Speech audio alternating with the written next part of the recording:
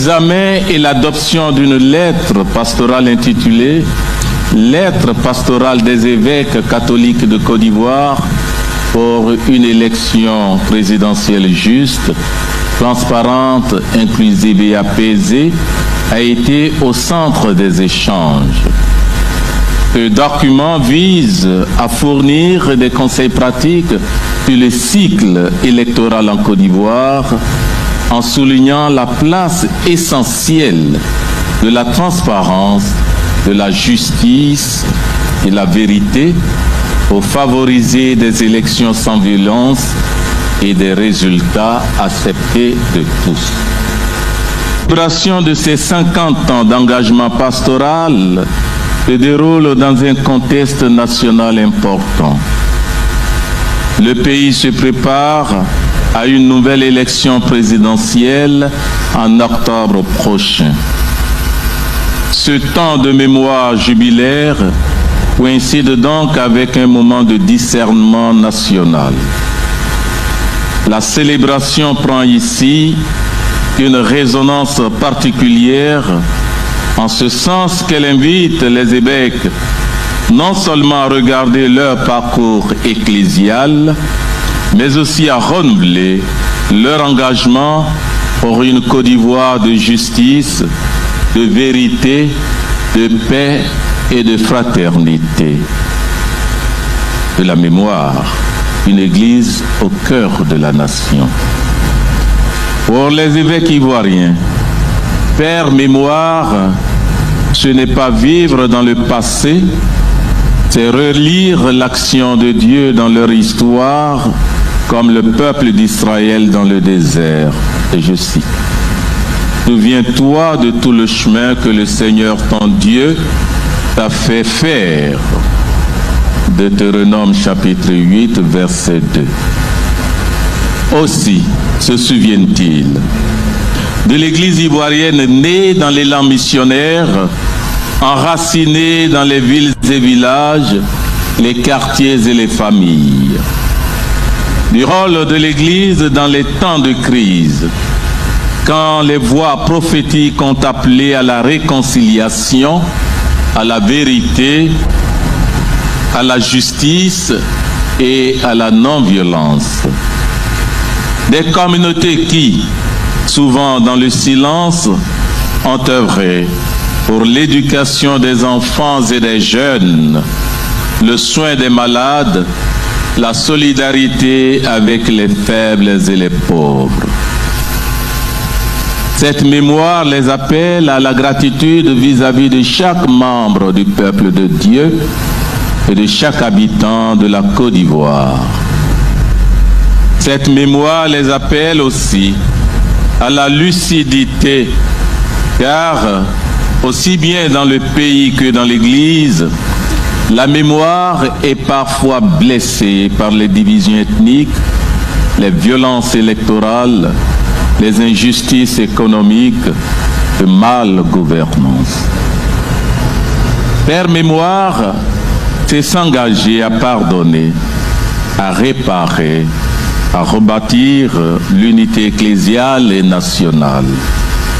C'est pourquoi les évêques, assumant toutes leurs responsabilités individuelles et collectives, demandent pardon à leurs collaborateurs, clergés, personnes consacrées et fidèles laïcs du Christ, pour les écarts dans leur agir et leur être. À la mission témoin de paix et d'espérance. Le Christ envoie ses disciples. Vous êtes le sel de la terre, la lumière du monde. Matthieu chapitre 5, versets 13 à 14. Aujourd'hui, plus que jamais, la mission de l'Église en Côte d'Ivoire est d'être lumière dans les ténèbres de la peur, celle dans les blessures de la haine, voix dans les silences de l'injustice.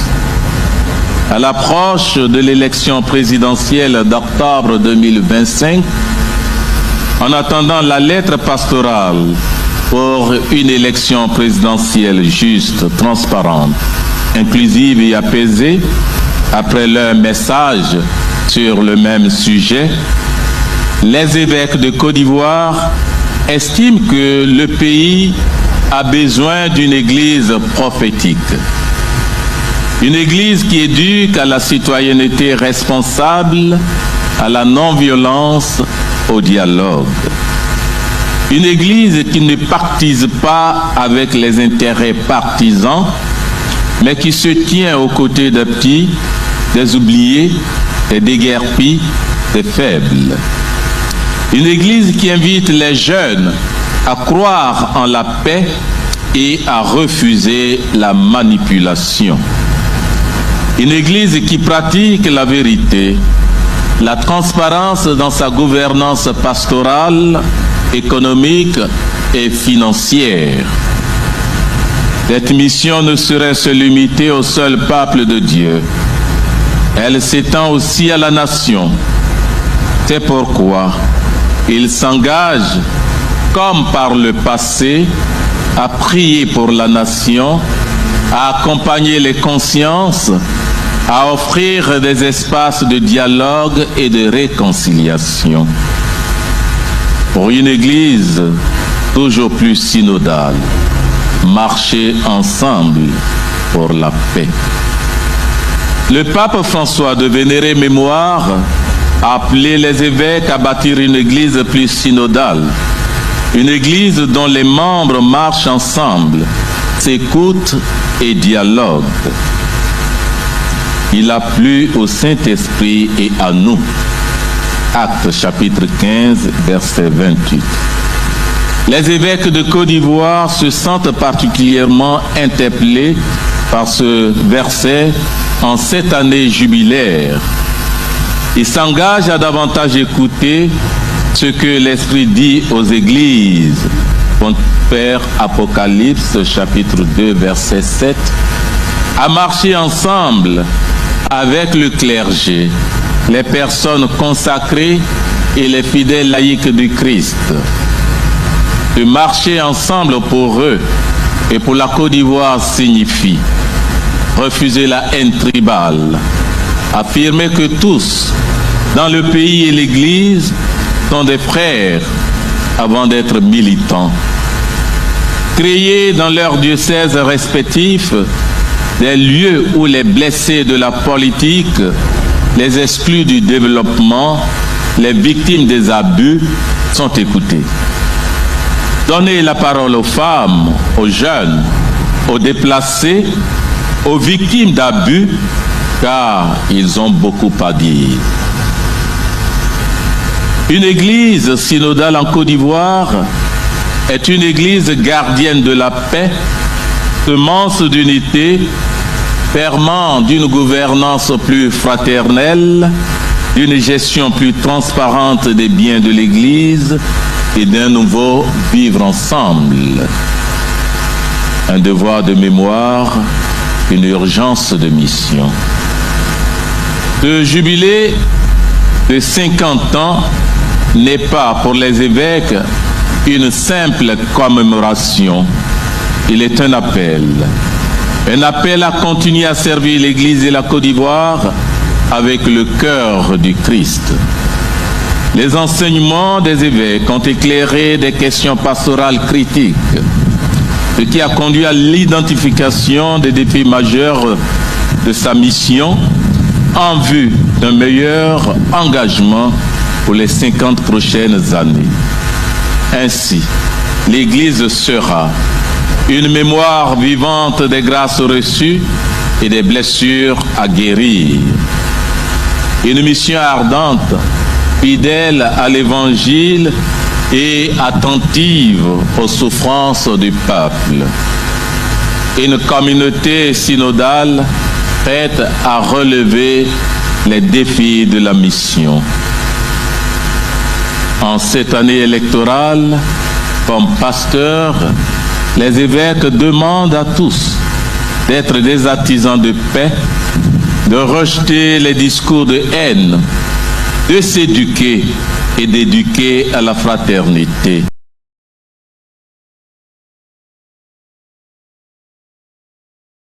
Bonjour! Aujourd'hui, on va s'intéresser de près à la Côte d'Ivoire, plus précisément au rôle que l'Église catholique là-bas compte jouer avant la présidentielle d'octobre 2025. On s'appuie pour ça sur des extraits vidéo qui donnent la position des évêques du pays. Oui, bonjour. Et c'est vrai que le timing est intéressant. Tout à fait. Ça coïncide avec le 50e anniversaire de l'engagement pastoral de leur conférence épiscopale, un jubilé donc. Exactement.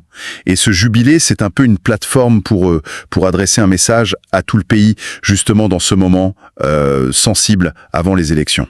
Notre discussion aujourd'hui, c'est donc de décrypter ce message. On parle d'une lettre pastorale qui va arriver, mais les grandes lignes sont déjà là, hein. Oui, on sent déjà une orientation très claire. Un appel fort pour des élections, justes, transparentes, oui, et inclusives. Et surtout, apaisées. C'est vraiment le mot qui revient. Absolument. Apaisé. Alors, comment l'Église se positionne exactement? Qu'est-ce qu'elle pense pouvoir apporter concrètement pour la paix, pour la réconciliation? C'est un peu ça qu'on va regarder ensemble. Et c'est essentiel de le faire. Il ne faut pas oublier le contexte ivoirien. Il y a encore des souvenirs, des cicatrices de tensions passées. Souvent liées aux élections d'ailleurs. Donc la voix de l'Église, qui a quand même un poids historique et moral certain, elle est très écoutée. Et leur message, clairement, vise à calmer le jeu, à encourager la confiance. Alors, justement, commençons par ce jubilé, les 50 ans. Les évêques disent que ce n'est pas juste une célébration, ils utilisent une expression, faire mémoire. Qu'est-ce que ça recouvre, ça? Ce n'est pas juste se souvenir, j'imagine. Non, ce n'est pas de la nostalgie ou juste regarder des vieilles photos, quoi. Faire mémoire, pour eux, c'est vraiment une démarche active. Ils citent la Bible, le Deutéronome. Ah oui? Oui, quand Dieu dit à Israël « Souviens-toi de tout le chemin parcouru ». C'est ça l'idée.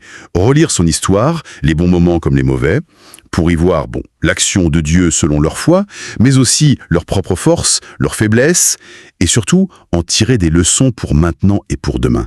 C'est un exercice de lucidité en fait. D'accord, une lucidité sur le passé. Et alors, qu'est-ce qui ressort de cette relecture? Quels sont les points importants qu'il souligne? C'est assez équilibré, je trouve. D'un côté, il y a beaucoup de gratitude pour le chemin fait, l'élan missionnaire, l'implantation de l'Église partout, Oui. son rôle dans l'éducation, énormément d'Ivoiriens sont passés par l'école catho, dans la santé aussi, les dispensaires, les hôpitaux, et puis la solidarité, l'aide aux pauvres. Et puis, il rappelle aussi, c'est important, les prises de parole fortes de certains évêques ou prêtres pendant les crises, des appels à la paix, au dialogue. Ça, c'est le côté, disons, positif de la mémoire. Mais vous parliez d'équilibre. Il y a donc un autre côté. Oui, et c'est là que ça devient particulièrement intéressant et courageux, je dirais. Il parle sans détour d'une mémoire blessée. Mémoire blessée. Oui, et ils ne font pas que pointer du doigt les problèmes de la société ivoirienne, qu'ils nomment, les divisions ethniques, la violence électorale, les injustices, la mauvaise gouvernance. Non, ce qui est fort, c'est qu'ils reconnaissent que ces blessures, ces divisions, elles existent aussi dans l'Église. Il y a une vraie part d'autocritique. Ah oui, c'est puissant comme démarche. Reconnaître que l'institution elle-même n'est pas épargnée par les problèmes qu'elle dénonce. Ça s'arrête à la reconnaissance ou ça va plus loin? Non, ça va plus loin. Les sources qu'on a montrent un acte très fort. Ils demandent pardon. Pardon? Oui, pardon à Dieu et pardon au peuple ivoirien. Pour leurs propres erreurs, leurs manquements. Ils parlent de, je cite, « écart dans leur agir et leur être ». C'est admettre une part de responsabilité, quoi. Individuelle ou collective? Et ce n'est pas juste des mots. Il y a un engagement derrière. Réparer, guérir ses blessures, reconstruire l'unité. L'unité dans l'Église, mais aussi l'unité nationale. C'est un geste qui vise aussi, bien sûr, à renforcer leur crédibilité. D'accord, donc on a cette relecture du passé, cette demande de pardon, c'est la base. Et maintenant, quelle mission l'Église se donne pour aujourd'hui, face aux défis actuels, surtout l'élection qui arrive? Ils utilisent cette image biblique, celle de la terre, lumière du monde. Comment ils traduisent ça concrètement? Alors, être sel et lumière aujourd'hui en Côte d'Ivoire pour eux, ça veut dire plusieurs choses très concrètes. D'abord, et le mot revient souvent, être une église prophétique. Prophétique, ça peut faire un peu peur, non? On imagine des jugements, des condamnations. Comment ils l'entendent pour pas qu'on pense qu'ils s'immiscent dans la politique ou qu'ils jettent de l'huile sur le feu? Oui, c'est une bonne question. Dans leur esprit, prophétique, ça ne veut pas dire juger ou donner des leçons de morale à tout bout de champ. Ça veut dire oser dire les choses. Ah, Oser parler vrai, même quand ça dérange. Dénoncer la peur, la haine, l'injustice, la corruption, la manipulation, peu importe d'où ça vient. C'est refuser de se taire quand il y a des dérives. L'idée, c'est d'éveiller les consciences, pas de condamner les gens, mais de parler avec courage, et ils insistent là-dessus avec charité, avec discernement. d'accord, parlez vrai. Deuxième chose, l'éducation. C'est un axe très fort. Former les citoyens, pas que les catholiques, tous les citoyens, à être responsables. Éduquer à la non-violence, à la résolution pacifique des conflits, au dialogue. C'est un travail de fond, ça. Ça prend du temps. Et le troisième point? Leur positionnement, très clair. Pas d'alignement partisan. Ils le disent, on refuse les intérêts partisans, on refuse de servir de tremplin politique. Leur camp, affirme-t-il, c'est celui des petits, des oubliés, des marginalisés, des victimes d'expulsions forcées, les déguerpis, des plus faibles. C'est vraiment l'option préférentielle pour les pauvres, classique dans l'Église, mais réaffirmée avec force. Et un message direct aux jeunes aussi, croyez en la paix, ne vous laissez pas manipuler, ne tombez pas dans la violence ou la division. Ce positionnement aux côtés des plus fragiles et ce refus de l'alignement, c'est essentiel pour leur crédibilité, j'imagine. Mais il y a un autre point qu'il soulève et qui me paraît fondamental. La cohérence interne. Exactement, c'est le 4e pilier pour être crédible quand on parle de vérité, de justice, de bonne gouvernance à la société. Eh bien, il faut essayer d'être exemplaire soi-même. Donc les évêques s'engagent publiquement à promouvoir la vérité et la transparence dans leur propre fonctionnement, dans la gestion pastorale, mais aussi, et c'est souvent là que ça coince, dans la gestion économique et financière de l'Église. C'est un peu balayer devant sa porte. C'est un sacré défi, ça, la transparence interne. Est-ce que les sources disent un peu comment ils comptent faire? Est-ce qu'il y a des mécanismes concrets annoncés? Alors, les extraits dont on dispose, ils ne rentrent pas dans le détail technique des audits financiers, des contrôles, etc. Mais le fait même que ce soit un engagement public, solennel, pris par toute la conférence épiscopale, c'est déjà un pas important. L'idée, je crois, c'est que cette volonté de transparence doit infuser partout. Dans les paroisses, les diocèses. C'est la condition pour eux, pour que leur parole sur la bonne gouvernance dans le pays soit entendue, soit respectée. Et cette mission, comme vous disiez, elle ne concerne pas que les catholiques. Non, absolument pas. Elle vise toute la nation. L'Église se voit comme une force morale, oui, mais au service de tout le pays. Et concrètement, ça veut dire quoi ? Continuer à prier pour le pays, pour les dirigeants, continuer à accompagner les consciences, aider les gens à réfléchir, à former leur jugement moral, et surtout, proposer des espaces de dialogue, de médiation, de réconciliation. Ils rappellent qu'ils l'ont déjà fait et qu'ils sont prêts à continuer, en lien avec d'autres, bien sûr. Il y a un autre mot qui revient beaucoup dans leur message, synodal. Une église synodale. C'est un terme cher au pape François, ça. Comment les évêques ivoiriens le reprennent à leur compte? Et quel rapport avec la paix? Alors, synodalité, ça vient du grec synodos, marcher ensemble. C'est l'idée d'une église où on ne fonctionne pas que du haut vers le bas, mais où tout le monde, évêques, prêtres, religieux, laïcs, avance ensemble, s'écoute, dialogue et essaye de comprendre ensemble ce que Dieu attend. Il cite la Bible là aussi, les Actes des Apôtres, il a paru bon au Saint-Esprit et à nous. Ah oui, la décision collective. Voilà. Ou l'Apocalypse. Écoutez ce que l'Esprit dit aux églises. L'accent est mis sur l'écoute mutuelle. D'accord pour le principe. Mais marcher ensemble dans un pays avec des divisions fortes comme on l'a dit, ça veut dire quoi concrètement pour l'Église en Côte d'Ivoire? Ça se traduit par des choses très précises. D'abord, un refus net, actif, de la haine tribale ou ethnique à l'intérieur même de l'Église. Ensuite, affirmer et répéter une priorité. La fraternité universelle passe avant l'appartenance politique. Ils le disent cash. Les Ivoiriens, tous, sont des frères avant d'être militants de tel ou tel parti.